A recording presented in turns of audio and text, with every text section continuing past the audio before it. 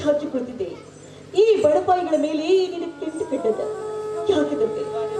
ಯಾವ ತಪ್ಪನ್ನು ಮಾಡಿದ್ರೆ ನನಗೆ ಭಿಕ್ಷಾ ಪಾತ್ರೆ ಕೊಟ್ಟು ಮನೆ ಬಿಟ್ಟು ಹೋಗುವಂತೆ ಮಾಡಿದೆಯಲ್ಲ ತಾಯಿ. ನನ್ನಣ್ಣನಿಗೆ ಬಂದ ಕಷ್ಟ ಮತ್ತಾವ ಮನುಷ್ಯ ಪ್ರಾಣಿಗೂ ಕೂಡ ಕೊಡಬೇಡ ತಂದೆ, ಕೊಡಬೇಡ. ನನ್ನಣ್ಣ ಮನೆ ಬಿಟ್ಟು ಹೋಗಿ ಯಾವ ಕಾಡಿನ ಸೇರಿದಾಗ ಅಲ್ಲಿ ಉಂಡಿದ್ದಾನೋ ತಿಂದಿದ್ದಾನೋ ಒಂದು ಕೂಡ ಗೊತ್ತಿಲ್ಲ. ಏನಾದ್ರೂ ಆಗಲಿ ಆ ನನ್ನ ದೈವಂತ ಅಡ್ಡದಿಂದ ನೀನೇ ರಕ್ಷಿಸು ತಂದೆ, ನೀನೇ ರಕ್ಷಿಸು.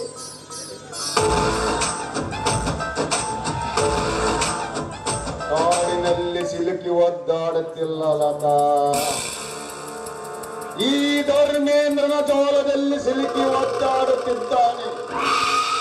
ಅವನಿಗೆ ಯಾವ ತೊಂದರೆಯೂ ಆಗದಂತೆ ರಕ್ಷಿಸಿ ನಿನ್ನ ಮುಂದೆ ನಿಲ್ಲಿಸಿದರೆ ಈ ರಸಿಕನಿಗೆ ಏನು ಕೊಡುವೆ ಬಹುಮಾನವಾಗಿ? ಒಂದು ಹೆಣ್ಣು ತನ್ನಣ್ಣನಿಗೆ ಯಾವ ರೀತಿ ಬಹುಮಾನವನ್ನು ಕೊಡ್ತಾಳೋ ಅದೇ ಬಹುಮಾನವನ್ನ ನಾನು ಕೂಡ ನಿನಗೆ ಸಲ್ಲಿಸ್ತೀನಿ.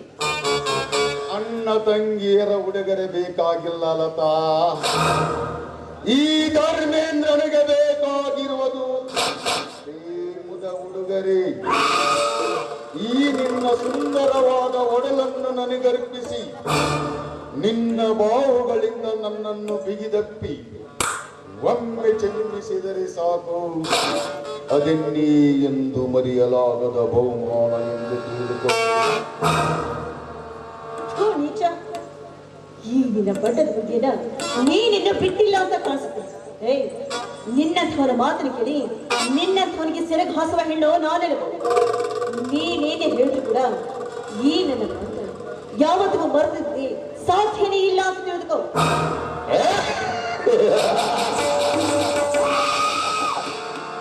ಒಂಟಿಯಾಗಿ ಸಿಕ್ಕ ಭೇಟಿಯನ್ನು ಬಿಡುವ ಮೂರ್ಖನಲ್ಲ ಈ ಧರ್ಮೇಂದ್ರ.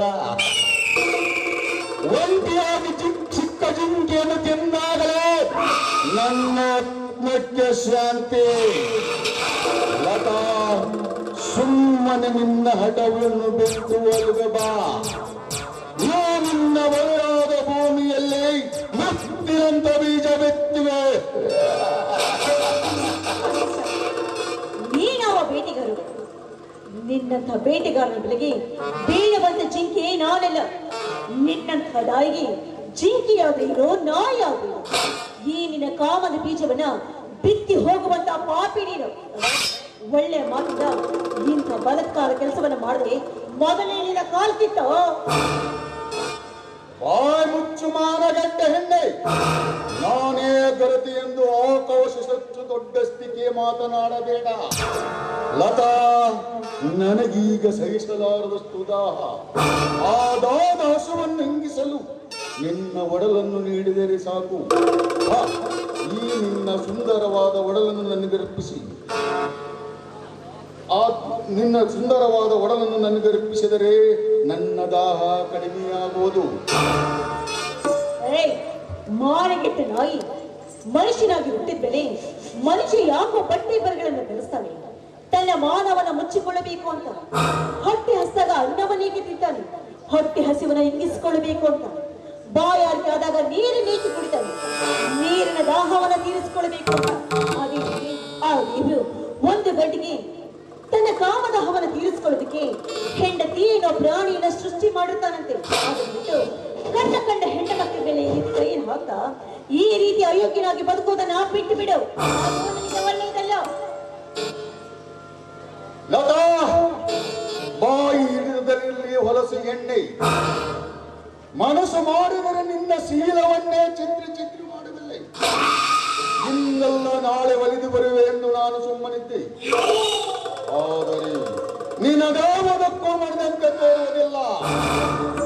ಲತಾ, ನಿನ್ನಷ್ಟಕ್ಕೆ ನೀನು ಒಲಿದು ಬಂದರೆ ನಿನ್ನ ಬಡತನವನ್ನೇ ನಿರ್ಮೂಲನೆ ಮಾಡಬಲ್ಲೆ. ನೀನು ಮಾಡಿದ ಸಾಲವನ್ನು ಮರಳಿ ಕೊಡಬೇಕಾಗಿಲ್ಲ. ಸಾಕು ಬಾಯಿ ಮುಚ್ಚೋ ಮರ್ಯಾದೆಗೆಟ್ಟ ನಾಯಿ. ನಾನು ಮಾನವಂತರ ಮನೆ ಹೆಣ್ಣು. ನನ್ನನ್ನು ಏನಾಗಿ ತಿಳಿದುಕೊಂಡಿದ್ದೀಯೋ? ಮಾಡಿಕೊಂಡ ಸಾಲಕ್ಕಾಗಿ ಕಂಡವರಿಗೆ ಸೆರಗು ಹಾಸುವಂತ ಸೂಳೆ ನಾನೆಲ್ಲ. ಅದೇ ರೀತಿ ಸಾಲ ಆಗದೆ ಮತ್ತೊಬ್ಬನಿಗೆ ಹೋಗಿ ಸೆರಗು ಹಾಸಿ ಆ ಸಾಲವನ್ನು ತೀರಿಸಿಕೊಡು ಬಾ ಅಂತ ಹೇಳುವ ಹೇಡಿ ಗಂಡಸು ನನ್ನ ಗಂಡನಿಲ್ಲ. ಮರ್ಯಾದೆಯಿಂದ ಹೇಳ್ತಾ ಇದ್ದೀನಿ, ಹೆಚ್ಚು ಹೊತ್ತು ಇಲ್ಲಿ ನಿಲ್ಲದೆ ಇಲ್ಲಿಂದ ಕಾಲ್ ಕಿತ್ತು ಅಂತ.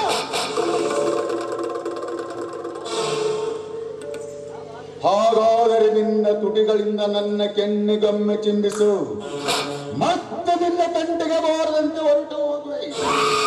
ಅಷ್ಟೇ ಅಲ್ಲ ಲತಾ, ನನ್ನ ತಂದೆಯ ಸ್ವಾಧೀನದಲ್ಲಿರುವ ಆಸ್ತಿಯನ್ನು ಮರಳಿ ಕೊಡುವೆ. ಲತಾ, ನಿನ್ನ ಕಂಡಾಗಲೆಲ್ಲ ನನ್ನ ಒಡಾಡದಲ್ಲಿ ಪುಡುದೇಳುತ್ತದೆ ಕಾಮದ ಕಾರಂಜಿ. ಬಾ, ಒಮ್ಮೆ ನಿನ್ನ ಅಂತರಂಗದ ಊಟವನ್ನು ಉಣಬಡಿಸು ಬಾ. ದೂರ ಸರಿ. ಯಾಕೆ ನಿನಗೆ ನನ್ನಂತೆ ನಿನಗಾರ ಮನೆಯಲ್ಲಿ ಅಕ್ಕ ತಂಗಿಯರು ನಿಜವಾಗಿದ್ರೆ ನೀನಿಂತಹ ಮಾತ್ರ ಮಾತಾಡ್ತಾ ಇರ್ಲಿಲ್ಲ. ನಿಜ. ಹಾಗಿದ್ರು ಕೂಡ ನೀನು ಸಾಲ ಮಾಡಿದ್ದೆ ಆಗಿದ್ರೆ ಹೋಗಿ ಸಿಕ್ಕವರಿಗೆ ಸೆರಕು ಹಾಸು ಅಂತ ಹೇಳ್ತಾ ಇದ್ದೆ. ಹೊಟ್ಟೆ ಹಸ್ದಾಗ ಹೊಟ್ಟೆಗೆ ಹಿಟ್ಟಿಲ್ಲ, ಕೈಯಲ್ಲಿ ಬಿಡಿಗಾಸು ಇಲ್ಲ, ಮತ್ತೊಬ್ಬನಿಗೆ ಸೆರಕು ಹಾಕಿ ಹಣವನ್ನು ತೆಗೆದುಕೊಂಡು ಬಾ ಅಂತ ಹೇಳುವ ಲತಾ, ನಿನ್ನ ಹಿತೋಪದೇಶದ ಮಾತುಗಳು ನನಗೆ ಬೇಕಾಗಿಲ್ಲ. ನನಗೆ ಬೇಕಾಗಿರುವುದು ನಿನ್ನ ಶೀಲ. ನಿನ್ನ ಅಣ್ಣನು ಎಲ್ಲರಂತೆ ಸುಖವಾಗಿ ಆಸ್ತಿವಂತನಾಗಬೇಕಾದರೆ ನೀನು ನನಗೆ ಸೆರಗಾಸಬೇಕು. ಇಲ್ಲವಾದರೆ ನಿನ್ನ ಅಣ್ಣನಂತೆ ನೀನು ಭಿಕ್ಷಕಿಯಾಗಬೇಕಾಗುತ್ತದೆ. ಎಚ್ಚರ. ಮಿಸ್ಟರ್ ಧರ್ಮೇಂದ್ರ, ನಿನಗೆ ಕಾಮದ ಹುಚ್ಚು, ನಿನ್ನ ತಂದೆಗೆ ಆಸ್ತಿಯ ಹುಚ್ಚು. ಸರಿ ಹೋಯ್ತಲ್ಲ, ಮತ್ತೆ ಹಿತಡ ಮಾಡ್ತೀಯ. ಹೋಗು, ನಿನ್ನ ಮನೆಯಲ್ಲಿ ನಿನ್ನ ಅಕ್ಕ ತಂಗಿರಿದ್ದಾರಲ್ಲ ಅವ್ರನ್ನ ಕರೆದುಕೊಂಡು ಹೋಗಿ ನನ್ನಣ್ಣ ಗಿರೀಶನ ಪಕ್ಕದಲ್ಲಿ ಮಲಗಿಸು. ನಿಮಗಿದ್ದ ಆಸ್ತಿ ಮತ್ತಷ್ಟು 2ರಷ್ಟಾಗುತ್ತೆ. ಆ ಆಸ್ತಿನ ತೆಗೆದುಕೊಂಡು ನೀವು ಇನ್ನಷ್ಟು ಮೆರೀಬಹುದು. ನಿರ್ಜಲ ಹೆಣ್ಣೆ, ನಿಮ್ಮಂತೆ ನಮ್ಮನೇನು ಭಿಕಾರಿಗಳೆಂದುಕೊಂಡಿರುವೆಯೋ? ನಿನ್ನನ್ನು ಇಲ್ಲಿವರೆಗೂ ಮಾತನಾಡಲು ಬಿಟ್ಟದ್ದೇ ನನ್ನ ತಪ್ಪು. ನೀನು ಮಾತಾಡೋದು ತಪ್ಪಲ್ಲ, ಆದ್ರೆ ನೀನು ನನ್ನನ್ನು ಬಯಸಿ ಬರ್ತಾ ಇದೆಯಲ್ಲ ಅದು ತಪ್ಪು. ನನ್ನ ಮಾತನ್ನು ಕೇಳು. ನಿನ್ನ ಒಡ ಹುಟ್ಟಿದ ಅಕ್ಕನು ತಂಗಿನ ಹಾಗೆ ಅಂತ ಬಿಟ್ಟುಕೊಂಡು ಬಂದು ನನ್ನನ್ನು ಬಿಗಿದಪ್ಪು. ನಾನು ಬೇಡ ಅಂತ ಅವ್ರು ಯಾವುದೇ ಕಾಲಕ್ಕೂ ನನ್ನ ಶೀಲಕ್ಕೆ ಮಾತ್ರ ಕೈ ಹಚ್ಚಬೇಡ. ದಯವಿಟ್ಟು ನನ್ನ ಪಾಡಿಗೆ ನನ್ನನ್ನು ಬಿಟ್ಬಿಡ.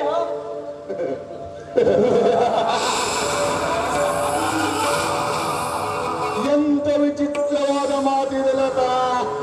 ಹಸಿದ ಬೆಕ್ಕಿಗೆ ಹಾಲಿನ ಪಾತ್ರೆಯನ್ನು ಕಂಡರೆ ಹಾಲನ್ನೆಕ್ಕದ ಎಂದಾದರೂ ಮುರಳಿ ಹೋಗುವುದನ್ನು ಕಂಡಿಯ? ಬಾ ಚಿನ್ನ, ಈ ಧರ್ಮೇಂದ್ರನ್ನು ಸೇರಿಕೊಂಡರೆ ಬಾಳಿ ಹೊಂಬಳಕಾಗುವುದು.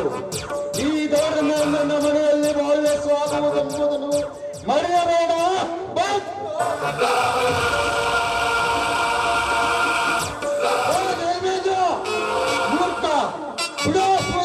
ಬಿಡು ನನ್ನ ತಂಗಿಯ ಕೈಯನ್ನು. ಅಬಲೆ ಹೆಣ್ಣಿನ ಮೇಲೆ ಅತ್ಯಾಚಾರ ಮಾಡಲು ಬಂದಿರುವಿಲ್ಲ. ನಾಚಿಕೆ ಅವಧಿಯನ್ನು ಅವ್ಯಾಕಿ. ಇನ್ಸ್ಪೆಕ್ಟರ್, ಇವಳ ಮಾನ ರಕ್ಷಣೆಗೆ ಬಂದಿರೋ ಇಲ್ಲ ಇವಳು ಕೊಡುವ ಸವಿ ಊಟ ಉಂಡು ಸವಿಯಲು ಬಂದಿರಿಯೋ? ಮೊದಲು ನಾನು, ಆನಂತರ ನೀನು.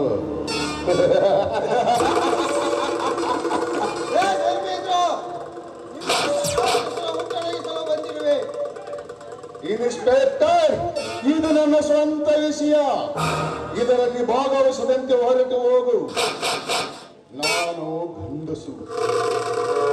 ನಿಮ್ಮಂತ ಕಾಮುಕ ಗಂಡಸರು ಊರಿಗೊಬ್ಬರಿದ್ದರೆ ಸಾಕು, ಆ ಗಂಡಸು ಕುಲವೇ ಬೆಂಕಿ ಇಲ್ಲದಾಗಿ ಸುಟ್ಟು ನಾಶವಾಗಿ ಬಿಡುತ್ತೆ. ಈ ಲತಾ ನನ್ನ ತಂಗಿ, ಅಷ್ಟು ಸುಲಭವಾಗಿ ನಿನ್ನ ಕೈ ಸೇರುವುದಿಲ್ಲ. ಇನ್ಸ್ಪೆಕ್ಟರ್, ಇದ್ದೊಬ್ಬ ತಂಗಿಯನ್ನು ಹೊದ್ದು ಬಸ್ತಿನಲ್ಲಿಟ್ಟುಕೊಳ್ಳಲಾಗದೆ ಬೆಟ್ಟಿ ತಿರುಗಲು ಬಿಟ್ಟಿರುವೆಯಲ್ಲ, ಈ ನಿನ್ನ ತಂಗಿಯನ್ನು ಯಾವ ಅಕ್ಷರ ಬಾಡಿಗೆ ತುಳಿಯಲು ಬಿಟ್ಟು ಬರುವೆ? ಹೆಚ್ಚಿಗೆ ಮಾತನಾಡಿದರೆ ನಿನ್ನ ಪ್ರಾಣ ಪಕ್ಷಿ ಕ್ಷಣದಲ್ಲೇ ಹಾರು ಬಿಡುತ್ತೆ. ಮೊದಲು ಇಲ್ಲಿಂದ ಹೊರಟು ಹೋಗು. ಭೂಮಿಯ ಮೇಲೆ ಬದುಕುವ ಆಸೆ ನಿನಗಿದ್ದರೆ ನಿನ್ನ ದುರ್ಬುದ್ಧಿಯನ್ನು ಉಪಯೋಗಿಸಿಕೊಂಡು ಮತ್ತೆ ನನ್ನ ತಂಗಿಯ ತಂಟೆಗೆ ಬರಬೇಡ. ಹೊರಟು ಹೋಗು. ಹೋಗುತ್ತೇನೆ. ಇಲ್ಲಿಗೆ ನನ್ನ ಆಯಸ್ಸು ಮುಗಿಯಲಿಲ್ಲ, ಮತ್ತೆ ಬರುತ್ತೇನೆ.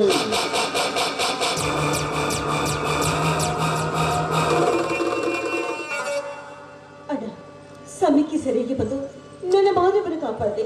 ಇಲ್ಲಿ ಹೋಗಿದ್ರೆ ಇವತ್ತು ನನ್ನ ಪಾಡು ನಾಯಿಯ ಪಾಡಾಗ್ತಾ ಇತ್ತು. ಆದ್ರಿಂದ ಒಂದು ವಿಷಯ, ದಯವಿಟ್ಟು ಇಲ್ಲಿ ನಡೆದ ವಿಷಯ ಮಾತ್ರ ಯಾವುದೇ ಕಾರಣಕ್ಕೂ ನನ್ನ ಗಂಡನಿಗೆ ತಿಳಿಸ್ಬೇಡ ಅಣ್ಣ. ಯಾಕಮ್ಮ ಲತಾ, ಅಳಬೇಡ ಲತಾ, ಅಳಬೇಡ. ಇಂಥ ರಾಕ್ಷಸರ ಕೈಗೆ ಸಿಕ್ಕು ನಿಮ್ಮಂತ ಎಷ್ಟೋ ಹೆಂಗಸರ ಬಹಳ ಹಾಳಾಗಿದ್ದನ್ನು ನಾ ಕಂಡಿದ್ದೇನೆ. ನಾ ಇರುವವರೆಗೂ ನೀವು ಯಾವುದಕ್ಕಮ್ಮ ಭಯ ಪಡ್ತೀಯಾ? ನಡಿಯಮ್ಮ, ಹೋಗೋಣ. ನಡೆಯೋಣ.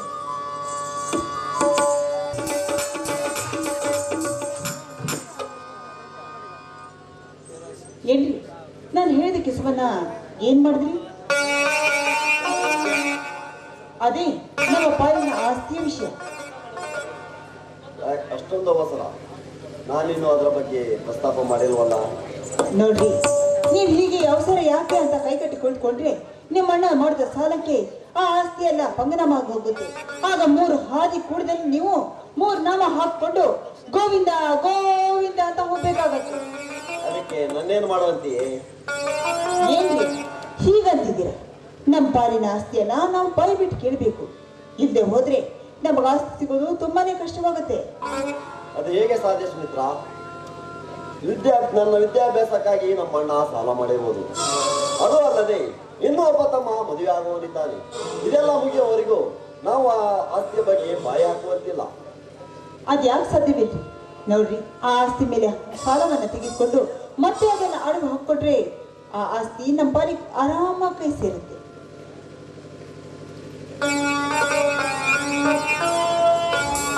Hello my dear friend. Hello Dharmendra, how are you? Fine. ಇದೇನು ದಂಪತಿಗಳು ಪ್ರಕೃತಿ ಸೌಂದರ್ಯ ಸೈಲನ್ನು ಬಂದಿದ್ದೀರಾ? ಹಾಗೇನಿಲ್ಲ ಧರ್ಮೇಂದ್ರ, ಇವತ್ತು ನನ್ನ ಆಫೀಸ್ ರಜೆ ಇತ್ತು. ಮನೆಯಲ್ಲಿ ಇರಲಾಗದೆ ಹೀಗೆ ಸುತ್ತಾಡಿಕೊಂಡು ಹೋಗೋಣವೆಂದು ಬಂದಿದ್ದೇವೆ. ಹಾ ಸುಮಿತ್ರ, ಇವರು ಯಾರು ಗೊತ್ತೇ? ಗೊತ್ತಿರುತ್ತೆ, ನೀವು ಹೇಳಿದ್ರೆ ತಾನೇ ಗೊತ್ತಾಗೋದು. ಕರೆಕ್ಟ್ ಹೇಳಿದ್ಯಾ? ಈ ಊರ ಶ್ರೀಮಂತ ಸೋಮಣ್ಣನವರ ಮಗ ಏಕೈಕ ಪುತ್ರ ಧರ್ಮೇಂದ್ರ, ಹಾಗೂ ನನ್ನ ಆತ್ಮೀಯ ಸ್ನೇಹಿತ.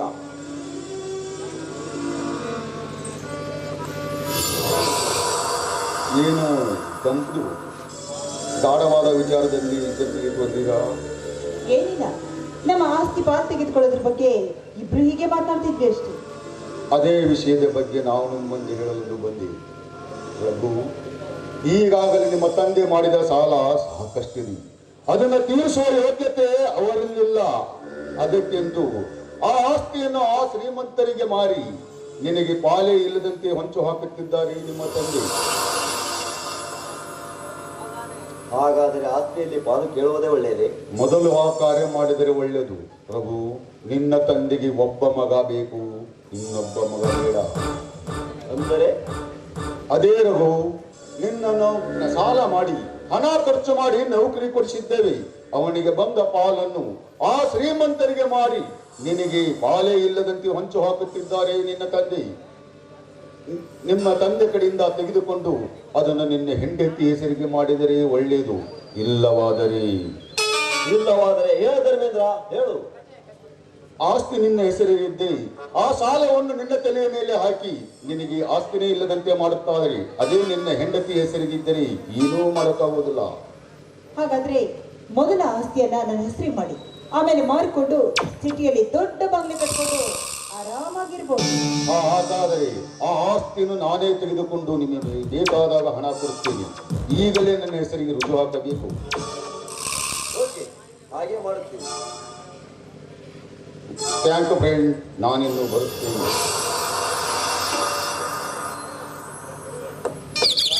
ನಡೆ ಹೋಗೋಣ.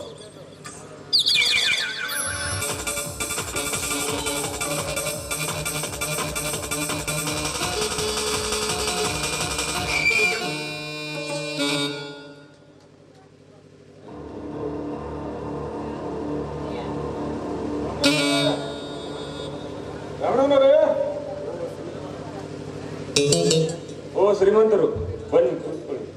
ನಾನು ಕುಳಿತುಕೊಳ್ಳಲು ಬಂದಿಲ್ಲ ರಾಮಣ್ಣ, ಸಾಲ ವಸೂಲಿಗಾಗಿ. ತಡೆದುಕೊಳ್ಳಿ ಶ್ರೀಮಂತರೇ, ನನ್ನ ಮಗ ರವಿ ಬರುವವರೆಗೂ ತಡೆದುಕೊಳ್ಳಿ. ಅವನು ಬಂದ ತಕ್ಷಣ ನಿಮ್ಮ ಸಾಲ ಎಷ್ಟೇ ಇರಲಿ ಮುಟ್ಟಿಸುತ್ತೇನೆ. ಇಲ್ಲಿಯವರೆಗೂ ಎರಡನೇ ಮಗನ ನೌಕರಿ ತೋರಿಸಿ ಅವನಿಗೆ ಭಾಗ ಕೊಟ್ಟು ಅವನನ್ನ ಮನೆಯಿಂದ ಹೊರಹಾಕಿದೆ. ಈಗ ಕಿರಿಯ ಮಗನ ಆಸೆಯನ್ನು ತೋರಿಸಲು ಬರಬೇಡ ರಾಮಣ್ಣ. ನನಗೀಗ ದುಡ್ಡು ಬೇಕು, ಏನು ಆಸ್ತಿ ಬೇಕು. ಬೇಡ ಶ್ರೀಮಂತರೇ, ಬೇಡ ಶ್ರೀಮಂತರೇ, ಆಸ್ತಿಯನ್ನು ಮಾತ್ರ ಕೇಳಬೇಡಿ. ದಯವಿಟ್ಟು ನನ್ನ ಮಾತು ಕೇಳಿ. ಅವನಂತೆ ನನ್ನ ಕಿರಿಯ ಮಗ ಸುಳ್ಳು ಹೇಳಲಾರ. ಅವನು ಬಂದ ತಕ್ಷಣ ನಿಮ್ಮ ಸಾಲ ಎಷ್ಟಿರಲಿ ಬಡ್ಡಿ ಸಮೇತ ಮುಟ್ಟಿಸುತ್ತೇನೆ.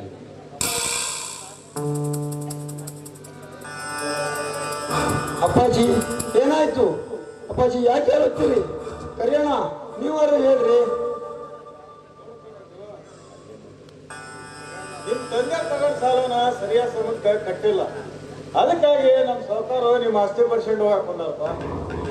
ಬೇಡ ಶ್ರೀಮಂತರೇ, ನಮ್ಮ ಅಂತ ಬಡವರ ಮೇಲೆ ನಿಮಗೆ ಏಕೆ ಕೆಟ್ಟ ದ್ವೇಷ? ದಯವಿಟ್ಟು ನಮ್ಮ ಆಸ್ತಿಯ ಮೇಲೆ ನಿಮ್ಮ ಕೆಟ್ಟ ದೃಷ್ಟಿಯನ್ನು ಹರಿಸಬೇಡಿ. ನಮ್ಮ ಪಾಲಿಗೆ ಆಧಾರವಾಗಿರುವ ಆಸ್ತಿಯನ್ನು ಕಸಿದುಕೊಂಡು ನಮ್ಮನ್ನು ಬೀದಿಗೆ ತಳ್ಳಬೇಡಿ. ನಿಮ್ಮ ಕಾಲಿಗೆ ಬೇಕಾದ ಸಾಧ್ಯವಿಲ್ಲ. ಹಣ ತೆಗೆದುಕೊಳ್ಳುವ ಇದರಿಗೆ ಬಗ್ಗೆ ಯೋಚಿಸಬೇಕಿತ್ತು. 10 ವರ್ಷಗಳ ಹಿಂದಿನ ಸಾಲ ಬಡ್ಡಿ ಸಮೇತ ಹಾಗೆ ಇದೆ. ಇನ್ನು ಹೇಗೆ ಬಿಡುವುದು? ತಂದೆ ಮಗ ಇಬ್ಬರು ಪತ್ರಕ್ಕೆ ಸಹಿ ಹಾಕಿ. ಶ್ರೀಮಂತರೇ, ದಯವಿಟ್ಟು ನನ್ನ ಮಾತು ಕೇಳಿ. ಮಾಡಿದ ಸಾಲಕ್ಕಾಗಿ ಈ ಬಡವರ ಕೈಗೆ ಭಿಕ್ಷಾ ಪಾತ್ರೆಯನ್ನು ಕೊಡುವಂತ ಕೆಲಸವನ್ನು ಯಾವುದೇ ಕಾರಣಕ್ಕೂ ಮಾಡಬೇಡಿ. ನೋಡಿ, ನಿಮ್ಮ ಸಾಲ ಎಷ್ಟಿದೆಯೋ ಅದನ್ನು ಹೇಳಿ, ಅದರ ಖಂಡಿತವಾಗ್ಲೂ ನಾವು ತೀರಿಸ್ತೀವಿ. ಬೇಕಿದ್ರೆ ನೀವು ನನ್ನನ್ನ ನಿಮ್ಮ ಮನೆಯ ಮಗಳು ಅಂತ ತಿಳಿದುಕೊಂಡಿದ್ರು ಚಿಂತೆ ಇಲ್ಲ. ನನ್ನನ್ನು ಕೂಡ ನಿಮ್ಮ ಮನೆಯ ಕೂಲಿ ಆಳು ಅಂತ ತಿಳಿದುಕೊಳ್ಳಿ. ಸಾಲ ಕೊಡಿಸಲು ಆಗಲಿದ್ರೆ ನಿಮ್ಮ ಮನೆಯಲ್ಲಿ ಕೂಲಿ ನೋಡಿ ಮಾಡಿ ಮೊಸಳೆ ಪಾತ್ರೆಯನ್ನು ತಿಕ್ಕಿಯಾದ್ರ ಆ ಸಾಲವನ್ನ ನಾವು ತೀರಿಸ್ತೇವೆ. ಆದ್ರೆ ನಿಮಗೆ ಕೈ ಮುಗಿದು ಬೇಡ್ಕೊಳ್ತೀವಿ, ಈ ಆಸ್ತಿಗೆ ಮಾತ್ರ ಕೈ ಹಾಕ್ಬೇಡಿ ಶ್ರೀಮಂತರೇ. ನಿನ್ನ ಗಂಡ ಹಾಗೂ ನಿನ್ನ ಮಾವು ಮಾಡಿದ ತಪ್ಪಿಗೆ ನೀನೇ ಕಮ್ಮ ಕಷ್ಟಪಡಬೇಕು. ಸಾಯುವ ತನಕ ನೀವೆಲ್ಲರೂ ದುಡಿದು ತೀರಿಸಿದರೂ ತೀರಲಾರದಷ್ಟು ಸಾಲವಿದೆ ನಿಮ್ಮದು. ಶ್ರೀಮಂತರೇ, ನನ್ನ ಮೈದನ ಮಕ್ಕಳಿಗೆ ತಮ್ಮ ಖಂಡಿತವಾಗ್ಲೂ ಅವನು ಬರುವವರೆಗೂ ಆದ್ರೂ ಸ್ವಲ್ಪ ನಮಗೆ ಅವಕಾಶ ಮಾಡಿಕೊಡಿ. ಸಾವುಕಾರ ಏನೋ ಹೆಣ್ಣು ಪ್ರಾಣ ಬೆಳ್ಕೊಳಕತೈತಿ, ಇದೊಂದು ಟೈಮ್ ಮಾಧ್ಯಮ ಕೊಟ್ಟು ನೋಡ್ರಿ. ಸರಿಯ, ನಂದ ಪ್ಲಾನ್ ನಿನಗೆ ಏನೇನೆ ಗೊತ್ತು. ಇಲ್ಲಿಯವರೆಗೆ ಮಾರ್ಜಿನ್ ಕೊಟ್ಟಿದ್ದಾಯ್ತು. ಇವತ್ತು ನನ್ನ ನಿರ್ಧಾರ ಕೊನೆಯಾಗಲೇಬೇಕು. ಮಾಡಿದ ತಪ್ಪಿಗೆ ಶಿಕ್ಷೆ ಅನುಭವಿಸಲೇಬೇಕು. ಬೇಡ ಶ್ರೀಮಂತರೇ, ಈ ಒಕ್ಕಲಿನಲ್ಲಿ ತನ್ನ ತಾಯಿ ಕೊಟ್ಟ ವಚನವನ್ನು ಉಳಿಸಿಕೊಳ್ಳುವುದಕ್ಕಾಗಿ ತನ್ನ ತಮ್ಮಂದಿರ ಜೀವನದ ಭವಿಷ್ಯ ಚೆನ್ನಾಗಿರಲೆಂದು ಸಾಲ ಮಾಡಿದ. ಈಗ ಆ ತಪ್ಪಿಗಾಗಿ ಭಿಕ್ಷೆ ಬಿಡಬೇಕಾಗುತ್ತದೆ ಶ್ರೀಮಂತರೇ, ಭಿಕ್ಷೆ ಬಿಡಬೇಕಾಗುತ್ತದೆ. ಅಳಬೇಡಿ ಅಪ್ಪಾಜಿ, ಅಳಬೇಡಿ. ಕಟಕರ ಕೈಗೆ ಕುರಿ ಸಿಕ್ಕಂತಾಗಿದೆ ಈ ನಮ್ಮ ಬಾಳು. ದೈವದಾಟ ನಮ್ಮನ್ನೆಲ್ಲರನ್ನು ಕಾರ್ಗತ್ತಲೆಯಲ್ಲಿ ನೂಕಿ ಅಟ್ಟಹಾಸದಿಂದ ಮೆರೆಯುತ್ತಿದ್ದಾನೆ ವಿಧಿ. ಸಮಾಜದಲ್ಲಿ ಯಾರನ್ನು ನಂಬಬೇಕು, ಯಾರನ್ನು ಬಿಡಬೇಕು ಒಂದೂ ತಿಳಿಯದಂತಾಗಿದೆ. ತಾಯಿಯ ಮಾತಿನಂತೆ ಸಹೋದರರನ್ನು ವಿದ್ಯಾವಂತರನ್ನಾಗಿ ಮಾಡಿದೆ. ಹಾಗೆ ಮಾಡದಿದ್ದರೆ ನಾನು ವಚನ ಭ್ರಷ್ಟನಾಗಿ ಬಿಡುತ್ತಿದ್ದೆ ತಂದೆ, ವಚನ ಭ್ರಷ್ಟನಾಗಿ ಬಿಡುತ್ತಿದ್ದೆ. ಆದರೆ ಜನ್ಮ ಕೊಟ್ಟ ತಂದೆ ಹಾಗೂ ಬಾಳ ಸಂಗಾತಿಯನ್ನು ಸುಖದಿಂದ ನೋಡಿಕೊಳ್ಳಲಾರದಷ್ಟು ಕಡುಪಾಪಿಯಪ್ಪ, ಕಡುಪಾಪಿ. ಕಡುಪಾಪಿ ನೀನೆಲ್ಲ ಮಗು. ನಾನು ಇದ್ದ ಮಕ್ಕಳ ಕೈಗೆ ಮುಕ್ಕಣ್ಣ ಚಿಪ್ಪು ಕೊಡಿಸುವಂತ ಪರಿಸ್ಥಿತಿ ತಂದು ನಿಲ್ಲಿಸಿಕೊಂಡ.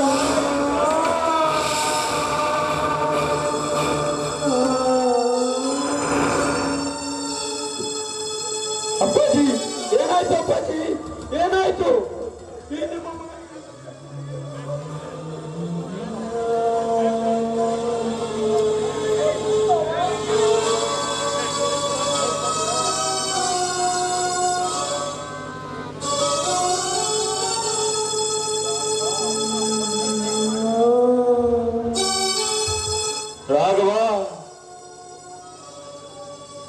ರಾಘವ, ತಾಯಿ ಮಾತನ್ನು ನಡೆಸಿಕೊಟ್ಟಂತೆ ಈ ತಂದೆಯ ಮಾತನ್ನು ನಡೆಸಿಕೊಡಿವಿ. ರಾಘವ,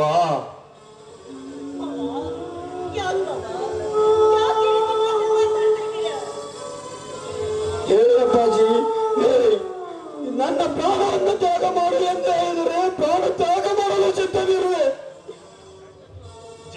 ಕೊಡುವುದು ನಮ್ಮ ಕರ್ತವ್ಯವಾದರೆ ಅದನ್ನು ತೆಗೆದುಕೊಳ್ಳುವ ಹಕ್ಕು ನಮ್ಮದಲ್ಲ. ನಾನು ಹೇಳುವುದು ಇಷ್ಟೇ ರಾಘವ, ನೀನು ಭಿಕ್ಷೆ ಬೇರೆ ತಿಂದರೂ ಪರವಾಗಿಲ್ಲ, ಆದರೆ ನನ್ನ ಸುಸಿಯನ್ನು ಪಾತ್ರ ಅನಾಥಳದಾಗಿ ಮಾಡಬೇಡ ರಾಘವ, ಅನಾಥಳದಾಗಿ ಮಾಡಬೇಡ. ಪಾಜಿ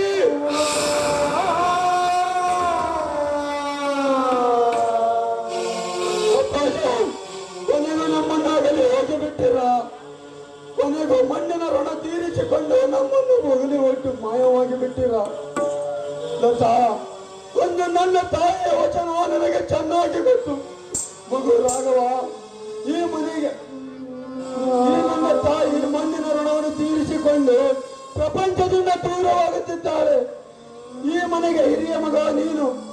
ನಿನ್ನ ತಂದೆಯವರು ವಯಸ್ಸಾದವರು, ನಿನ್ನ ಸಹೋದರರು ಏನು ತಿಳಿಯದ ಒಂದು ಕೂಸುಗಳು. ಅವರೆಲ್ಲರ ಭಾರವನ್ನು ನಿನ್ನ ಮೇಲೆ ಹಾಕಿ ಈ ನಿನ್ನ ತಾಯಿ ಮಾಯವಾಗುತ್ತಿದ್ದಾಳೆ. ನಿನ್ನ ತಂದೆಯವರೇ ಏನು ತಂದೆಯಾರ ಆಗದಂತೆ ಸುಖದಿಂದ ನೋಡಿಕೊ ಎಂದು ಹೇಳಿ ಪ್ರಾಣ ಬಿಟ್ಟರು ಆ ನನ್ನ ತಾಯಿ. ಆದರೆ ತಾಯಿ ಕ್ಷಮಿಸಿಬಿಡು ತಾಯಿ, ಈ ನಿನ್ನ ಮಗನನ್ನು ಕ್ಷಮಿಸಿಬಿಡು. ಸ್ವಾಮಿ, ಈ ರೀತಿ ಸಂತಾಪದಲ್ಲಿ ಕ್ಷಮೆ ಕೇಳಿದ್ರೆ ಅವರ ಆತ್ಮಕ್ಕೆ ಶಾಂತಿ ದೊರಕುವುದಿಲ್ಲ ರೀ. ಇದಕ್ಕೆ ಪ್ರಾಯಶ್ಚಿತವಾದಾಗಲೇ ಅವರ ಆತ್ಮಕ್ಕೆ ಶಾಂತಿ ಸಿಗೋದಕ್ಕೆ ಸಾಧ್ಯ. ಅದವರ ಪ್ರಾಯಶ್ಚಿತ ಹೇಳಬೇಕ. ಅವರ ಆತ್ಮಕ್ಕೆ ಶಾಂತಿ ಸಿಗುವುದಾದರೆ ಅದನ್ನು ಖಂಡಿತ ನೆರವೇರಿಸಿಕೊಡು. ನಮಗೆ ಉಳಿದಿರುವುದು ಒಂದೇ ಒಂದು ದಾರಿ. ನಮ್ಮ ತಲೆಯನ್ನು ತೆಗೆದುಕೊಂಡು ಹೋಗಿ ಅವರ ಪಾದದ ಮೇಲೆ ಹೋಗಿ ನಮ್ಮ ಪ್ರಾಣವನ್ನ ತ್ಯಾಗ ಮಾಡಿದ್ರೆ. ಸರಿಯಾಗಿದೆ ನಿನ್ನ ಆಲೋಚನೆ ಲತಾ, ಹೋಗೋಣ.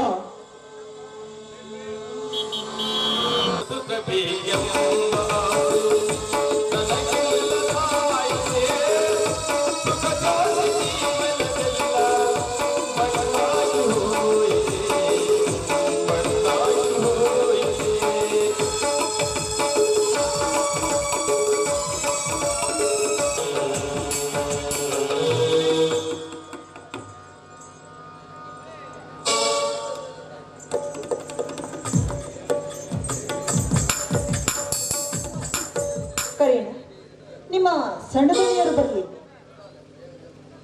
ಇಲ್ಲಮ್ಮ, ಅವ್ರು ಬೆಳಗ್ಗೆ ಮನೆ ಬಿಟ್ಟು ಹೋದವರು ಇನ್ನೂ ಮನೆ ಬಂದಲ್ಲಮ್ಮ. ಯಾಕೆ? ಅವರಿಂದ ಏನ್ ಕೆಲಸ ಆಗ್ಬೇಕಾಗಿತ್ತು? ಏನಿಲ್ಲ, ಒಂದು ಚಿಕ್ಕ ಕೆಲಸವಿತ್ತಷ್ಟೇ. ಯಾಕಮ್ಮ? ನಮ್ಮ ಹತ್ರ ಹೇಳಾರ್ದಂತ ಕೆಲಸ ನಮ್ಮ ಆಗುತ್ತೆ. ಹಾಗೇನಿಲ್ಲ ತಾಯಿ, ನಿನಗಿಂತ ಹಿರಿಯವನಾಗಿ ಒಂದು ಬುದ್ಧಿ ಮಾತನ್ನು ಹೇಳ್ತೇನೆ, ಕೇಳ್ತೀಯ? ದೊಡ್ಡವರ ಸವಾಸ ದವಡಿಗೆ ಮೂಲ. ಮಡಿಲಲ್ಲಿ ಕಂಡ ಕಟ್ಟಿಕೊಂಡು ಬಾಳುವುದು ಒಂದೇ, ಶ್ರೀಮಂತರ ಸವಾಸ ಮಾಡುವುದು ಒಂದೇ. ಅಂತವರ ಜೊತೆ ನಾಯಿಯಾಗಿ ಅಲಿಯೋದಕ್ಕಿಂತ ಗಂಡನ ಜೊತೆ ಸಂಸಾರ ಮಾಡಿದ್ರೆ ಅದೇ ಹೆಣ್ಣಿಗೆ ಸ್ವರ್ಗ ಅಲ್ಲ ನಮ್ಮ. ಈ ಮಾತನ್ನ ನನ್ಗ್ಯಾಕೆ ಹೇಳ್ತಿದ್ದೀರಾ? ಸುಮಿತ್ರ, ಕದ್ದು ಮುಚ್ಚಿ ಆಡುವ ನಿಮ್ಮ ಪ್ರೇಮದಾಟ ನನಗೂ ಗೊತ್ತಮ್ಮ. ಸುಮಿತ್ರ, ಶ್ರೀಮಂತರ ಹುಟ್ಟು ಗುಣದ ಚರಿತ್ರೆಯನ್ನೇ ನಿನ್ನ ಮುಂದೆ ಬಿಚ್ಚಿ ಹೇಳುತ್ತೇನೆ, ಕೇಳಮ್ಮ. ಯಾಕಂದ್ರೆ ನಾನು ಆ ಮನೆಯ ನಮ್ಮ ತಂದೆಯ ಕಾಲದಿಂದಲೂ ಆ ಮನೆಯಲ್ಲಿ ಗುಲಾಮನಾಗಿ ಕೆಲಸ ಮಾಡಿದವನು. ಅಂದ್ರೆ ಶ್ರೀಮಂತರ ಕಂಡ್ರೆ ನಿನಗೆ ಹಿಡ್ಸೋದಿಲ್ವೇ? ಅವರೆಲ್ಲ ಕೆಟ್ಟವರ? ಕೆಟ್ಟವರು ಅಷ್ಟೇ ಅಲ್ಲಮ್ಮ, ರಾಕ್ಷಸರು ಕೂಡ. ಅವರ ಸ್ವಾರ್ಥಕ್ಕಾಗಿ ಎಷ್ಟೋ ಜನ ಬಡ ಹೆಣ್ಣು ಮಕ್ಕಳ ಬಾಳನ್ನೇ ಹಾಳು ಮಾಡಿರೋ ನಯವಂಚಕರಮ್ಮ ಅವರು. ಅವರ ಶ್ರೀಮಂತಿಕೆಯ ಸೊಕ್ಕಿನಿಂದ ನಿಮ್ಮಂತ ಸುಂದರ ಹೆಣ್ಣು ಮಕ್ಕಳ ಬಾಳೆಯಲ್ಲಿ ಬಿರುಗಾಳೆಯನ್ನೇ ಎಬ್ಬಿಸಿ ಬಿಡುತ್ತಾರಮ್ಮ. ನೋಡು, ಅಂತವರ ಮೋಹದ ಜಾಲದಲ್ಲಿ ಸಿಲುಕಿ ನಿನ್ನ ಸಂಸಾರದ ಬಾಳನ್ನೇ ಹಾಳು ಮಾಡಿಕೊಳ್ಳಬೇಡ. ನಿನ್ನ ಬುದ್ಧಿವಂತಿಕೆಯನ್ನು ನೀನೇ ಉಪಯೋಗಿಸಿಕೊಂಡು ಅವನಿಂದ ದೂರವಾಗುವುದನ್ನು ನೋಡು. ಏ ಮುಜ, ಅದನ್ನೆಲ್ಲ ನೀನ್ ಯಾಕೋ ಕೇಳ್ತಾ ಇದೀಯ? ಶ್ರೀಮಂತರ ಗೆಂಜಲು ತಿಂದು ಬದುಕುವ ನಾಯಿ ನೀನು. ಅವರ ಬಗ್ಗೆ ಇಷ್ಟೊಂದು ಕೀಳಾಗಿ ಮಾತನಾಡ್ತಿದೀಯಲ್ಲ, ನಾಚಿಕೆ ಆಗಲ್ಲ ನಿನಗೆ? ಸಾಕು ಮುಚ್ಚು ಬಾಯ್. ಬೇರೆ ಯಾರಾದರೂ ಈ ಮಾತನ್ನಾಡಿದರೆ ಅನ್ನ ನಾಲಿಗೆ ಬೇರು ಸಮೇತ ಕಿತ್ತಾಕಿ ಎದ್ದು ಬಂದು ಎದಿ ಗೊತ್ತಿಲ್ಲ ಮಾತು. ಸುಮಿತ್ರ, ಅವರ ಸವಾಸದಿಂದ ನಿಮ್ಮ ಮಾವನಿಗೆ ಬಂದ ಪರಿಸ್ಥಿತಿ ಭಿಕ್ಷಾ ಪಾತ್ರೆ. ನೋಡು, ಕೊನೆಗೆ ಒಂದು ದಿನ ನಿನಗೂ ಅದೇ ಗತಿ ಬಂದರೂ ಬರಬಹುದು. ಯೋಚನೆ ಮಾಡಿ ಹೆಜ್ಜೆ ನೀಡು. ಏ ಬಿಗ್ನಾಸಿ, ಧರ್ಮೇಂದ್ರ ಅಂದ್ರೆ ಏನು ಅಂತ ತಿಳ್ಕೊಂಡಿದ್ದೆ? ನಂಬಿದವಳನ್ನ ನಡು ನೀರಿನಲ್ಲಿ ಕಟ್ಟಿಸುವ ಕಟುಕರು ಅವಳಲ್ಲ. ನಿಜ ನಿಜ ತಾಯಿ, ನಿನ್ನ ಮಾತು ನಿಜ. ನಾನು ಪರರ ಎಂಜಲಿಗೆ ಬಿದ್ದಿರುವ ನಾಯಿ. ಅದೇ ನಾಯಿ ತಿಂದು ಬಿಟ್ಟಿರುವ ಎಂಜಲಿಗೆ ಆಸೆ ಪಟ್ಟು ಬೆನ್ನು ಹತ್ತಿ ಬರುತ್ತಿರುವ ಹೆಣ್ಣು ನಾಯಿ ನೀನಲ್ಲವೇ? ಏಕರ್ಯ, ನಿನ್ನ ಮನೆಯಲ್ಲಿ ಹೆಂಡತಿ ಮಕ್ಕಳಿದ್ರೆ ಈ ಹಾಲ್ ಕಟ್ ಕೆಲಸಕ್ಕೆ ಹೇಳು. ಮನೆಯಲ್ಲಿ ನನ್ನ ಹೆಂಡತಿ ಮಕ್ಕಳು ಇಂತ ನಡತಗಟ್ಟ ಕೆಲಸ ಮಾಡಿದ್ದರೆ ಅಲ್ಲೇ ಜಿಗಿದು ತೋರಣ ಕಟ್ಟಿ ಬಿಡುತ್ತಿದ್ದೇವೆ. ನಿನ್ನ ಹಾಗೆ ಬೀದಿ ನಾಯಿಯಂತೆ ತಿರುಗಲು ಬಿಡುತ್ತಿರಲಿಲ್ಲ. ನಿನ್ನಿಂದ ಒಂದು ಸಂಸಾರವೇ ಹಾಳಾಗಿ ಹೋಯಿತು. ನಿನ್ನಂತ ಒಂದು ಊರಿನಲ್ಲಿ ಒಂದು ಹೆಣ್ಣು ಇದ್ದರೆ ಆ ಊರಿನ ಹೆಣ್ಣು ಕುಲವೇ ಬೀದಿ ನಾಯಿಯಂತ ಕಡೆಯಾಗುತ್ತದೆ. ನೀ ಈ ಸಮಾಜದಲ್ಲಿ ಹೆಣ್ಣಾಗಿ ಹುಟ್ಟಿರುವುದೇ ತಪ್ಪು. ಬರುತ್ತೇನೆ.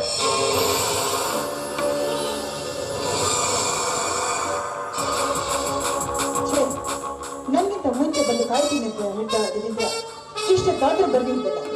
ಈ ಗಂಡಸರ ಬುದ್ಧಿನೇ ಹೀಗೆ, ಯಾವಾಗ್ಲೂ ಲೇಟ್ ಆಗೇ ಬರೋದು.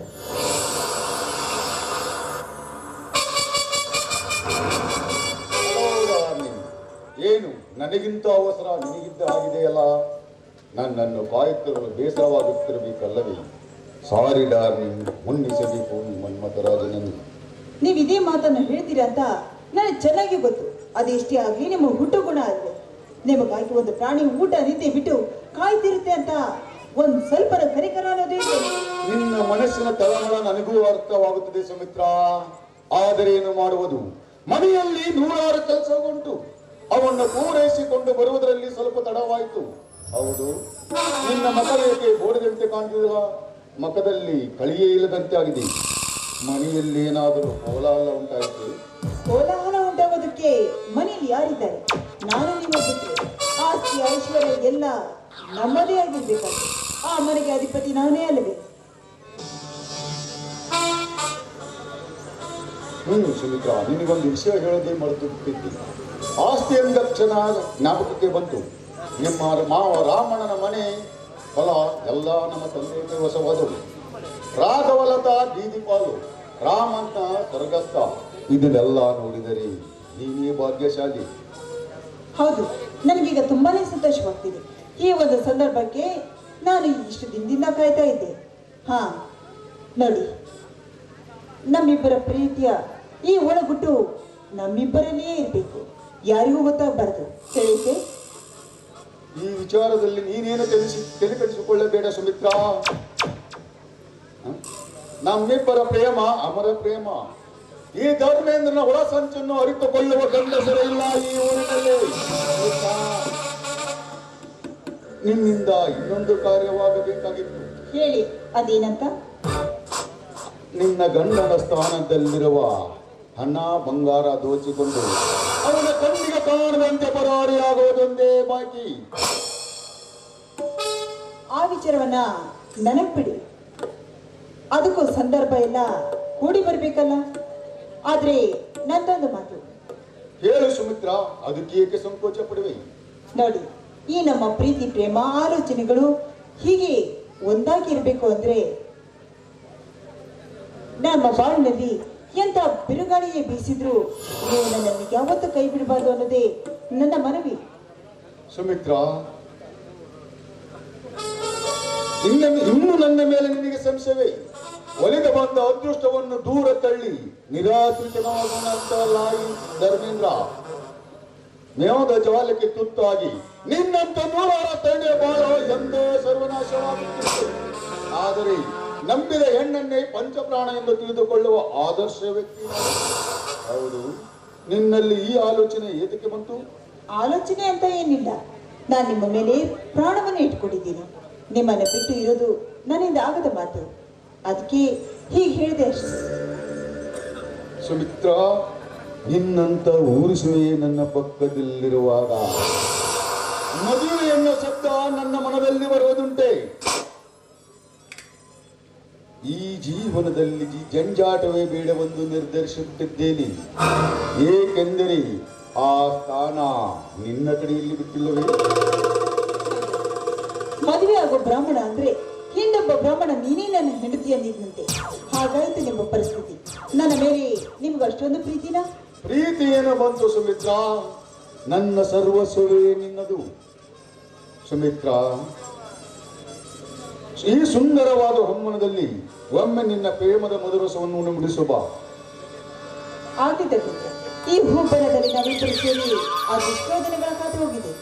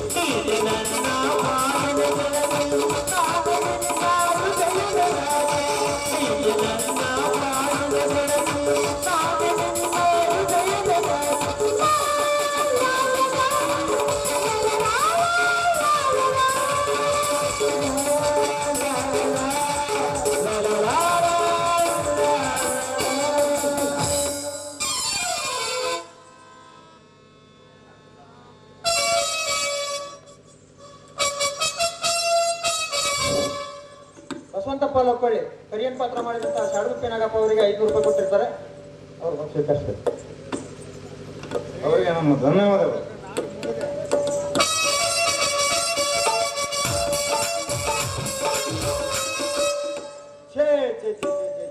ಕೆಟ್ಟೋಯ್ತ್ರಿ ಕಾಲ, ಕೆಟ್ಟೋಯ್ತು. ಹುಟ್ಟಬಾರದ್ರಿ, ಹುಟ್ಟಬಾರದು. ಪಾಪ ದೇವ್ರಂತ ಮನುಷ್ಯ ನಮ್ಮ ರಾಮಣ್ಣ ಆಸ್ತಿ ಮನೆ ಕಳ್ಕೊಂಡು ಸ್ವರ್ಗ ಸೇರಿದ. ಅವರ ಹಿರಿ ಮಗ ರಾಘವ ತಮ್ಮನವರು ಅಂತ ತನ್ನ ತಮ್ಮನವರಿಗಾಗಿ ತನ್ನ ಜೀವನವನ್ನೇ ಮುಡಿಪಾಗಿಟ್ಟ. ಇನ್ನ ರಘು ಅಣ್ಣನ ಹೆಂಡತಿ ಸುಮಿತ್ರ ರಾಮಣ್ಣನಿಗೆ ಅನ್ನ ಹಾಕಾಗದೆ ತನ್ನ ಗಂಡನ ಕಟ್ಕೊಂಡು ಬ್ಯಾರೇನ ಹೊರಟೋದ್ರಿ. ಇಂಥ ಸೊಸಿ ಅಂದ್ರ ಮನ್ಯಾಗ ಒಬ್ಬೊಬ್ರು ಇದ್ರ ಮಂತ್ಯಾನ ಎಕ್ಕುಟ್ಟು ಹೋಕಾವ್ರಿ, ಎಕ್ಕುಟ್ಟು ಹೋಕಾವ. ಇನ್ನು ನಮ್ಮ ರಾಮಣ್ಣನ ಕಿರಿ ಮಗ ರವಿಯಪ್ಪ ಯಾವಾಗ ಬರ್ತಾನೋ ಏನೋ. ಏನ್ ನೀನ್ ಈ ದಾರಿಯಲ್ಲಿ? ಓ, ನೀವು ರಾಮಣ್ಣನ ಮಗ ರವಿಯಪ್ಪ ಅಲ್ವೇನ್ರಿ? ಯಾಕೋ ಗೊತ್ತಾಗ್ಲಿಲ್ವಾ? ಹೇ ಬರ್ರಿ ಅಪ್ಪ, ನಿಮ್ಮನ್ನ ನೆನ್ಸ್ಕೊಂತಿದ್ದೆ. ಯಾಕೋ? ಏನ್ ಹೇಳ್ರಿ ಈ ಬಾಯಿಂದ? ಆ ಸೌಕಾರ ನನ್ನ ಮಗ ನಿಮ್ ಹೊಲ ಮನಿ ಹೊಡ್ಕೊಂಡೋಗಿ ಅದಕ್ಕ ನಿಮ್ ತಂದೆ ಹೃದಯಾಘಾತದಿಂದ ಸತ್ರು. ಇಲ್ಲ ಇಲ್ಲ ಇಲ್ಲ, ಹಾಗಾಗೋದಕ್ಕೆ ಸಾಧ್ಯವೇ ಇಲ್ಲ. ನಾನರ ಯಾಕೆ ಸುಳ್ಳು ಹೇಳಿ? ಈಗ ರಾಘವಣ್ಣ ಲತಾ ಎಲ್ಲಿರುವರೋ ಏನೋ? ಎಲ್ಲಿ ನನ್ನ ಅಣ್ಣ ಅತ್ತಿಗೆ ಎಲ್ಲಿರುವರು ಹೇಳಿ? ಅತ್ತಿಗೆ ಈ ನಿಂದ ಮೈದನ ಬರವರೆಗೂ ಈ ಮನೆಯಲ್ಲಿ ಬಾಧಕ್ಕೆ ನೆಮ್ಮದಿ ಸಿಗಲಿಲ್ಲವೇ ತಾಯಿ? ಸಾವುಕಾರ, ನನ್ನ ಅಣ್ಣ ಅತ್ತಿಗೆಯನ್ನು ನೀನು ಯಾವ ರೀತಿ ಬೀದಿ ಪಾಲು ಮಾಡಿದೆಯೋ ಅದೇ ರೀತಿ ನಾನು ನಿನ್ನನ್ನು ಮಾಡದೆ ಹೋದರೆ ನಾನು ಒಕ್ಕಲಿಗನ ಮಗ, ವಕೀಲನೇ ಅಲ್ಲ. ಸಂಗ, ನಾನೇನು ಬರ್ತೇನೆ. ಇನ್ನು ಏನೇನು ಕಾದಿದೆಯೋ ಈ ಸಾವುಕಾರ ನನ್ನ ಮಗನಿಗೆ. ಈ ಹೆಂಗಸಿನಿಂದ ರಘುಗೇನು ಕಾದಿದೆಯೋ ಮಸಲತ್ತ.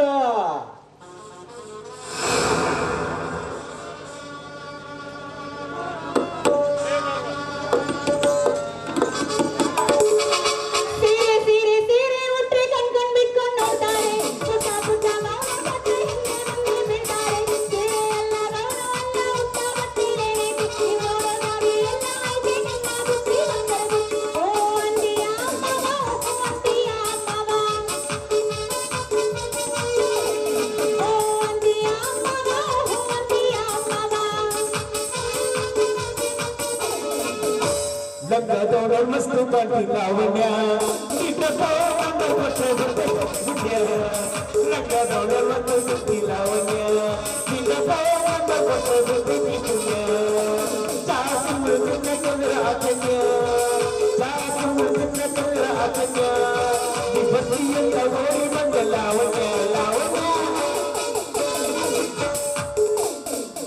ನಾನ್ ಬರಂಗಿಲ್ಲ, ನಾಳೆ ಬೆಂಕಿಲತ್ತ ಬರ್ತಾಳಂತ, ಅದಕ್ಕ ಬಂದ್ಬಿಡ್ರೆ ಎಲ್ಲಾರು.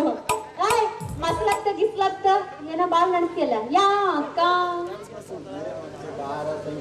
ಈಗಿನ ಕಾಲದಾಗ ಯಾರನ್ನ ನಂಬಬೇಕು ಯಾರನ್ನ ಬಿಡ್ಬೇಕು ಒಂದು ಗೊತ್ತಾಗೋದ್ ನೋಡ. ಯಾಕ ಮಾರಯ್ಯ, ನಿನಗೆ ಯಾಕೆ ಇಂಥ ವಿಚಾರ ತಲೆಯಾಗ ಬಂತು? ಅಲ್ಲ, ಬದುಕೋರ್ನು ಬದುಕೋಕ್ ಬಿಡಂಗಿಲ್ಲ, ತಾವು ನೆಮ್ಮದಿಯಿಂದ ಬದುಕಂಗಿಲ್ಲ ಈಗಿನ ಕಾಲದ ಜನ ಅಂತೇನೆ. ಇನ್ನೊಬ್ಬರ ಸುದ್ದಿ ತಗೊಂಡ ನೀ ಏನ ಮಾಡ್ತೀಯ ಮಾರಯ್ಯ? ಅದೇನ ಅಂತಾರಲ್ಲ, ಮೊದಲು ನಿಮ್ಮ ನಿಮ್ಮ ಮನವನ್ನ ಸಂತೈಸಿಕೊಳ್ಳಿ ಅಂತ ಬಸವಣ್ಣನವರು ಹೇಳಿಲ್ಲೇನು? ಹೌದಲ್ಲ, ಮೊನ್ನೆ ಹೇಳಿದ್ನಲ್ಲ, ಏನ್ ಮಾಡಿದೆ? ಏನದು? ಅದೇನೆ. ಏನ್ ಮಾಡಿದೆ ಬಿಡ, ಆದ್ರ ನನಗೊಂದು ಕನಸು ಬಿದ್ದಿತ್ತು. ಏನಂತ ಬಿದ್ದಿತ್ತೆ? ಅದೈತಲ್ಲ ಅದ ಐತಗ ಹೇಳು. ನಾಳೆ ಹೆಂಗಾದ್ರು ಡಿಜೆ ಇರ್ತೈತಿ, ಹೋಗ್ಬೇಕು ಅಂತ ಕನಸು ಕಾಣ್ಕೊಂಡ್ ಮಕ್ಕೊಂಡಿದ್ಯ. ಗೋವು ಮಾವ ಬಂದು ನನ್ನನ್ನ ಧರ್ಮಸ್ಥಳಕ್ಕೆ ಕರ್ಕೊಂಡು ಹೋಗಿ ತಾಳಿ ಕಟ್ಟೆ ಬಿಟ್ಟ. ಅವ್ನು ಕಟ್ಟಾಕ ಬಂದಾನ ಅಂದ್ ಕಟ್ಟಿಸ್ಕೊಂಡು ನನಗಿಲ್ದಂಗ್ ಮಾಡಿದೊಳಕ್ಕೆ ನಾನು ಅದೇ ಯತ್ನ ಮಾಡ್ತಾ ಇದ್ದೀನಿ. ಯತ್ನ ಮಾಡ್ತಾ ಇರು, ಅವ ಮಾಡಿ ಬಿಡ್ತಾನ. ಹಂಗಾದ್ರ ನಡಿ ನಡಿ, ಮೊದಲು ನಿನ್ನ ಮಂತ್ರಾಲಯ ಕರ್ಕೊಂಡು ಹೋಗಿ ಒಂದು ದಾರ ಕಟ್ಟಿಸ್ಕೊಂಡು ಹಂಗ ಧರ್ಮಸ್ಥಳಕ್ಕೆ ಹೋಗಿ ಒಂದು ಮಂತ್ರನ ಹಾಕ್ಸ್ಕೊಂಡು ಬರ್ತೀನಿ. ನಡಿ. ಹೌದಾ? ಬರೇ ದಾರ ಕಟ್ಟಿ ಮಂತ್ರ ಹಾಕ್ಸ್ಕೊಳವ ನೀವು? ಅಂದ್ರೆ ಪುಕ್ಷಟ್ಟೆ ಕೆಲಸ ಮಾಡವ ಎಲ್ಲ. ದಾರ ಗಿರ ನಡೆಯಂಗಿಲ್ಲ ನನಗ. ಏನ್ ಬೇಕ? ಒಂದ್ 10 ತಲಿ ಬ್ಯಾಡ ಬಿಡು, ಬಂಗಾರ ರೇಟ್ ಜಾಸ್ತಿ ಆಗೈತಿ. ಬರೀ 3 ತಲಿದ ತಾಳಿ ಮಾಡಿಸಿ ಹಾಕು. ಅಲ್ಲ, ಅಷ್ಟೊಂದು ಬಂಗಾರ ನಿನ್ನ ಕೊರಳಾಗ ಬಾರ ಆಗೋದಿಲ್ಲ ಏನ? ಅಯ್ಯ, ಇಷ್ಟು ದೊಡ್ಡ ಕೊಡನ ಹೊತ್ಕೊಂಡು ಹೋಗ್ತೀವಂತ ಇನ್ನ ತಾಳಿ ಹೆಂಗ್ ಬಾರ ಆಕೇತ್ ನಮಗ? ಹೀಗೆಲ್ಲ ಯಾವ ಲೆಕ್ಕ ಅಲ್ರಿ ಇವಳಿಗೆ? ಹೆಂಗಸರಿಗೆ ಭಾರ ಹೊರೋದು ಅಂದ್ರ ಆಸೆ ಉಕ್ಕಿ ಬರ್ತೈತಿ. ಯಾಕ? ಅವ್ರ ಜೀವನದಾಗ ಅವ್ರು ಪಡ್ಕೊಂಬಂದಿರೋ ಹುಡುಗರೇ ಅದ ಸಂಜೆ. ಹಂಗಾದ್ರ ನೀ ಮುಂದ ಎತ್ಕೊಂಡ ನಡಿಯ, ಹಿಂದಿನ ನಾ ಮಾಡ್ಕೊಂತ ಬರ್ತೀನಿ. ಚಂದ ಮಾಡ್ತಿ ಬಿಡು. ಏನ ಅದೇನೆ, ನಾನು ಬಕೆಟ್ ತಗೊಂಡು ಮುಂದ್ ನಡಿಯ, ನೀನ ಹಿಂದ್ಲಿಂದ ನಾ ರಿಪೇರಿ ಮಾಡ್ಕೊಂತ ಬರ್ತೀನಿ. ಹೌದಾ? ಹೋಗೋಣ. ತಡಿ ಹುಡುಗಿ ತಡವೇನ್ಯಾಕ ಬಿಡು ಬಿಡುವಿಲ್ಲ ಬಡಿವ, ತಡಿ ಹುಡುಗಿ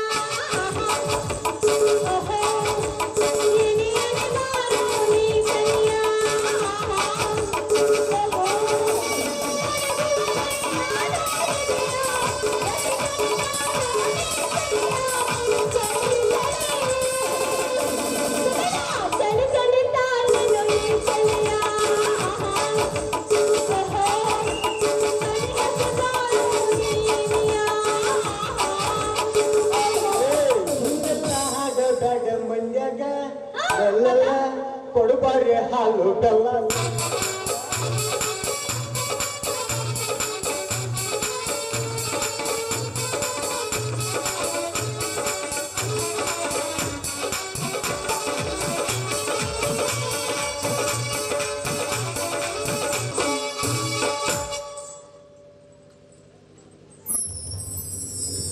ಹೇ ದೇವ, ಇದೆಂತ ವಿಚಿತ್ರವಾದ ಬಿರುಗಾಳಿ ಎಬ್ಬಿಸಿಬಿಟ್ಟೆ ಈ ರಾಘವನ ಬಾಳಿನಲ್ಲಿ. ತಂದೆಯನ್ನು ಕಳೆದುಕೊಂಡು ಪರದೇಶಿಯಾದೆ, ಸಹೋದರನು ನನ್ನಿಂದ ದೂರವಾದ.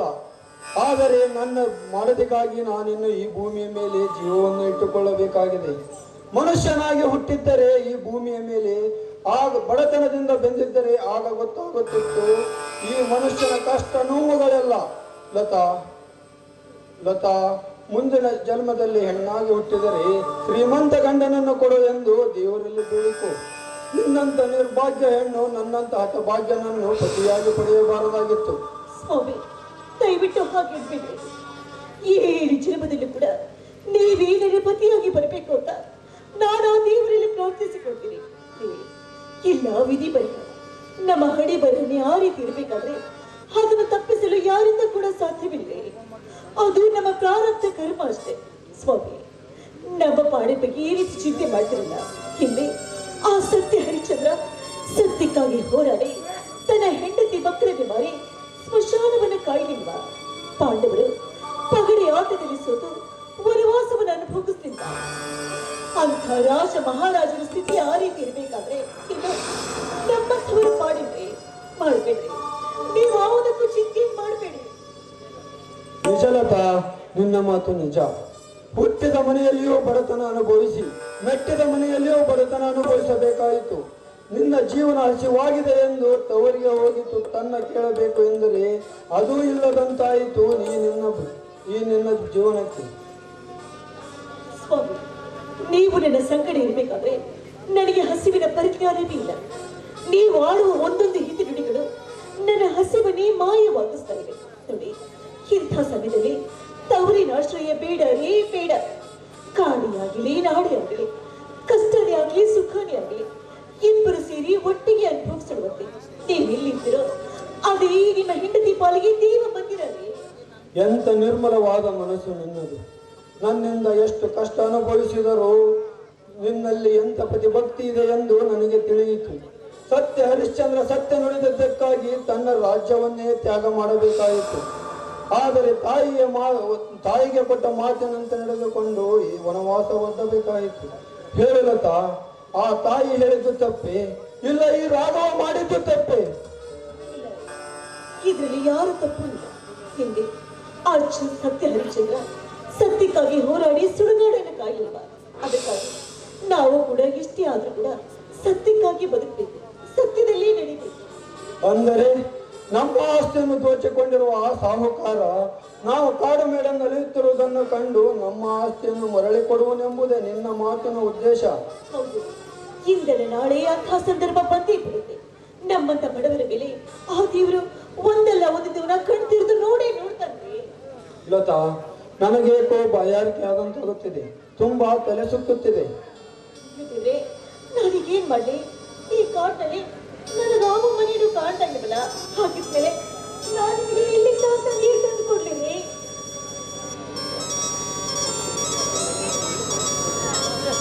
ಮಾವ, ಲತಾ, ನೀವಿಬ್ಬರು ಇಲ್ಲಿರುವರೆಂದು ಹುಡುಕಿಕೊಂಡು ಬಂದೆ. ಇತ್ತ ಕಡೆ ಈಗ ಎಲ್ಲಿಗೆ ಹೋಗುತ್ತಿರುವಿರಿ? ಈ ಭಾರತ ದೇಶ ವಿಶಾಲವಾಗಿದೆ ಹರಿ. ಎಂತೆಂಥ ಪರಕೀಯರಿಗೆ ಜೀವಿಸಲು ಸ್ಥಾನ ಕೊಟ್ಟಿದೆ ಎಂದ ಮೇಲೆ ಈ ತಾಯಿಯ ಮಡಿಲಲ್ಲಿ ಹುಟ್ಟಿದ ನಮ್ಮನ್ನು ದೂರ ನೂಕಲಾರಳು ಈ ತಾಯಿ. ಆ ತಾಯಿಯ ಮಡಿಲಲ್ಲಿ ಎಲ್ಲಿಯಾದರೂ ಸುಖದಿಂದ ಜೀವನ ಸಾಗಿಸುತ್ತೇವೆ. ನಾವು ಒಂದು ನಿರ್ಧಾರಕ್ಕೆ ಬಂದಿದ್ದೇವೆ. ನಮ್ಮ ಪಾಡಿಗೆ ನಮ್ಮನ್ನು ಬಿಟ್ಟು ಬಿಡ್ರಿ. ಬೇಡ ಮಾವ, ನೀವು ಈ ರೀತಿ ಹೇಳಬಾರದು. ಆ ವಿಧಿ ನಿಮಗೆ ಇಂಥ ವನವಾಸ ತಂದೊಡ್ಡುತ್ತದೆ ಎಂದು ಅಂದುಕೊಂಡಿರಲ್ಲ. ಒಂದು ಹೆಣ್ಣು ತನ್ನ ಸ್ವಾರ್ಥಕ್ಕಾಗಿ ಒಂದು ಸಂಸಾರವನ್ನೇ ಬೀದಿಪಾರು ಮಾಡಿದರು. ಇದಕ್ಕೆ ಕಾರಣ ಯಾರೆಂಬುದು ನನಗೆ ಚೆನ್ನಾಗಿ ಗೊತ್ತು. ಮಾವ, ಬನ್ನಿ ಮಾವ, ಬನ್ನಿ ಮಾವ, ರವಿ ಬರೋವರೆಗೂ ನೀವು ನಮ್ಮ ಮನೆಯಲ್ಲೇ ಇರುವಂತೆ. ದಯವಿಟ್ಟು ಹೋಗಬೇಡಿ ಮಾವ, ನಿಮ್ಮ ಕಾಲಿಗೆ. ಹರೀಶ, ನನ್ನ ಸಹೋದರರ ಬಗ್ಗೆ ಕೆಟ್ಟದಾಗಿ ಮಾತನಾಡಿದರೆ ನಾನು ಸಹಿಸಿಕೊಳ್ಳುವುದಿಲ್ಲ. ರೆಕ್ಕೆಯು ಬಲಿತ ಹಕ್ಕಿಯಂತೆ ಪ್ರಪಂಚ ಸುತ್ತುವುದು ಸಹಜ. ಮನುಷ್ಯನಾಗಿ ಹುಟ್ಟಿದ ಮೇಲೆ ಸಂಸಾರದ ಹೊಣೆ ಹೊರಬೇಕಲ್ಲವೇ? ಈ ಬದುಕೆ ಒಂದು ವಿಚಿತ್ರ. ಅಂದರೆ ನಿಮ್ಮ ಪಾಲಿಗೆ ಮೆಚ್ಚಬೇಕಾದ್ದೆ ಮಾವ ನಿನ್ನ ಹಿರಿತನದ ಗುಣವನ್ನು. ಆ ಸಹೋದರ ಪಾಲಿಗೆ ಯಾವ ಜನ್ಮದಲ್ಲಿ ತಂದೆಯಾಗಿದ್ರು, ಈ ಜನ್ಮದಲ್ಲಿ ಅಣ್ಣನಾಗಿ ಪಡೆದ ಅವರ ಜನ್ಮ ಸಾರ್ಥಕವಾಗಿತ್ತು. ಮಾವ ಈಗಲಾದರೂ ಬರುವಿರಾ? ಇಲ್ಲ ಹರೀಶ, ನಾವೆಲ್ಲಿಯೂ ಬರುವುದಿಲ್ಲ. ನಾವು ಹೊರಟು ನಿಂತಿರುವ ದಾರಿ ಸರಿಯಾಗಿದೆ. ಹರೀಶ, ನನ್ನದೊಂದು ಮಾತನ್ನು ನೆರವೇರಿಸಿಕೊಡುವೆಯಾ? ಹೇಳಿ ಮಾವ, ನನ್ನ ಪ್ರಾಣ ತ್ಯಾಗ ಮಾಡೋದಕ್ಕೂ ಸಿದ್ಧನಾಗಿದ್ದೇನೆ. ಹರೀಶ, ನನ್ನ ತಮ್ಮ ರವಿ ಬಂದರೆ ಇದೇ ಮಾರ್ಗದ ದಾರಿಯನ್ನು ತೋರಿಸು. ಲತಾ, ಬಾ ಹೋಗೋಣ.